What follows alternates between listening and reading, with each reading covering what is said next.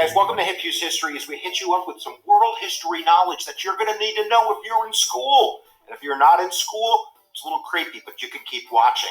We're going to start with the Neolithic Revolution, guys. This is going to be about 10,000 before the Common Era, a very, very long time ago. We're going to take a look at the major causes and major effects of the Neolithic Revolution and give you just enough so you can watch this and not hate school. All right, guys, what you say we giddy up for the learning and get her done right now. So why don't we start with what it is? The Neolithic Revolution isn't a revolution in the ordinary sense of the word that you might understand it. You might think revolution, bloody coup, people uprising, big changes quickly. The Neolithic Revolution is literally going to be a revolution that occurs over thousands of years, and it's hard to pinpoint one specific event or one specific place because it's really a multitude of changes over a multiple of regions, whether it's going to be Syria, where we're going to have the first real examples of the domestication of animals, to China, where we have one of the earliest examples of really a staple crop being planted and being relied on. But either way, the answer in the exam is going to be that the Stone Age, or the Paleolithic Age, which is about 2 or 3 million BCE to about 10,000 BCE, is characterized by hunting and gathering. It's the caveman thing. My goodness gracious, you know what a caveman is. They're clans of 20 or 30 people. They're nomadic. They're looking for food. They're looking for wild berries. They're looking to live, right? But these changes that occur in the Neolithic Revolution, which we're going to go over next, are going to cause the caveman to sit downeth. And once the caveman and the cavewoman sit downeth, they have a chance to do a lot of things that are going to be revolutionary. So let's look at the causes of those changes, the end of the Stone Age, the Old Stone Age, the Paleolithic Age, and the beginning of the Neolithic Age. And again, the years fluctuate, but a good round number, if you're taking notes, is about 10,000 before the Common Era, BCE, before the year zero. Are you ready for some causes? I'm ready for some causes. Let's go get it. So causes of the Neolithic Revolution, and again, we might be throwing darts in the wind here. Now, of course, there is archaeology, where we're studying the land and we're looking for artifacts and fossils. And we also have archaeogenetics, a field which looks at DNA and how that has changed and evolved over time, which gives us some insights into the Neolithic Age and the Paleolithic Age as well. But the major change, if you're looking for the one answer, is probably going to be climate change at the end of the Ice Age. The end of the Ice Age, the melting of the glaciers, is going to cause global changes in the way that the land and the environment is structured. So it might be in the Middle East, say in Syria, where suddenly there is kind of a fertile valley where food will grow more easily, giving people the opportunity to sit down. In other areas, there might be a lack of an animal food supply, which is going to cause people to have to sit down and figure out, how do we eat?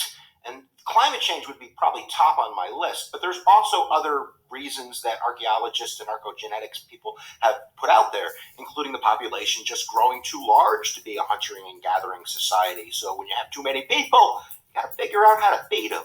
You also have a feast theory, that the clans were more powerful when they would have feasts with lots of food, which caused them to have to sit down and make food. Again, another reason for a change. You also have the oasis theory, that in some parts of the world, in the Middle East, that there was only so many pockets of water, of oasis, that was available, which caused the hunter and gathering people to come together and sit down. But geographically, we're located in the Middle East, in Syria, in the Far East, in China. And as these changes occur, they will begin to kind of like ripples in a pond, kind of, reverberate across Europe and then in Africa, and then eventually making their way over to North America. But at the end of the day, the biggest thing that you want to know for causes is that it's the end of the Ice Age, and that it's going to cause people for the first time to figure out we need to sit down. And now that you sit down, there's probably going to be some revolutionary changes that occur that we should look at right now. Right now. So number one is agriculture, and of course it depended where you are of what you grew, but in the beginning it's going to be single crop. They're going to have wheat in the Middle East and figs. They're going to have rice in China, but they're going to be able to figure out how to eventually breed these seeds to get better tasting and better nutrition-packed foods. But at the very beginning it's actually a negative, because you've gone from a hunting-gathering society where you're eating a lot of protein to one where maybe you're not eating as much protein, and actually the life expectancy goes down in the beginning of the Neolithic Revolution, as well does the height of the people. I think we shrank like 6 inches. It's ridiculous. But number one would be agriculture, and with that comes changing your natural environment. That's a second effect. In order to have agriculture, you're going to have to irrigate and move water. You're going to have to cut trees down and do deforestation. So modifying natural resources would be important as well, as is the domestication of animals. Before, they're just hunting animals. Now they're figuring out that they can, in a sense, grow animals. They can breed animals. We can have cows for milk. We can have larger animals like oxen for traction to pull our plows and help us grow more food, not to mention sheep and wool and using pigs and all different types of byproducts of animals. But the most probably important thing is going to be milk. And that milk is going to really create a source of nutrition and protein for people. And if you don't believe me, look at the numbers of lactose intolerant people that kind of disappear off the planet during the Neolithic Revolution through evolutionary survival, that those people that aren't drinking milk just aren't going to live as long. Sounds like a milk commercial. I don't even drink milk. But at the end of the day, the people that do drink milk are going to grow up nice and healthy and strong and have lots of babies that are also tolerant of lactose. I think I got off the track a little bit there. Interestingly, one of the negative effects of the domestication of animals is that lots of people are going to die because animals bring diseases. We're going to get the measles and influenza and smallpox. But again, through survival of the fittest, through evolution, people that do survive are going to pass on those stronger immunity systems that are going to protect them from those diseases to their offspring.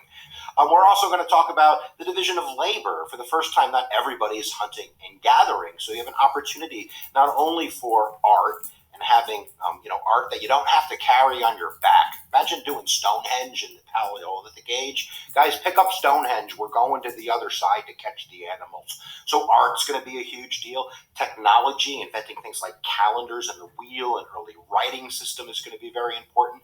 Not to mention that people start thinking about larger issues like religion, like politics, like how do we build a civilization? So I would say social classes, division of labor, government, all of these are very important effects of the Neolithic Revolution. And within that social class that I just mentioned, you're going to get a whole new concept, property ownership. We're going to spare you the Marxism for now. And now that we have agriculture, we'll go back to agricultural, you have a surplus of food. And that will feed larger populations, which will allow you to expand your empire in a sense. And we also have inventions like granaries, where you need to kind of put the food in storage for a little bit while. But that's going to be really important because the more grain you store, the more time you have on your hands to do other stuff.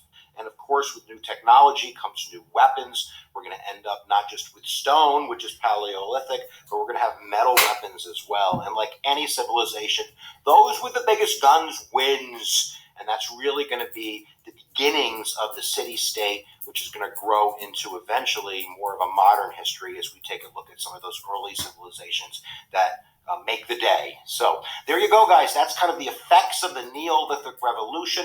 I'm going to go get some wrapping paper and see if we can wrap this up and make sure that you know enough to get through your day at school. All right, guys, let's wrap it up. The first thing I want to do is make sure that you look at a timeline and how ridiculously long the Paleolithic age is and how ridiculously short really the Neolithic Revolution is, and certainly where we are in modern history. But if we had to summarize, if you have to put down that big sentence at the end that shows the teacher you know what you're talking about, you want to make sure that you mention that the Paleolithic or the Old Stone Age is characterized by hunting and gathering and moving along, and that the Neolithic Revolution around 10,000 BCE, but don't quote me, is where people, for climate change reasons, began to settle their roots, to kind of center their lives around agriculture, domestication of animals, and the building of civilization. So we hope that you understand a little bit more that when you press the button, and we certainly hope that you pass all of your tests. So make sure you check out the World History playlist if you have to pass more tests in World History. And if you're taking any other social studies class, go to the YouTube homepage. We have like 400 videos. It's absolutely ridiculous. I say it at the end of every lecture because I mean it with all of my heart, guys. Retention goes, energy flows. We'll see you guys next time. Hit your press buttons.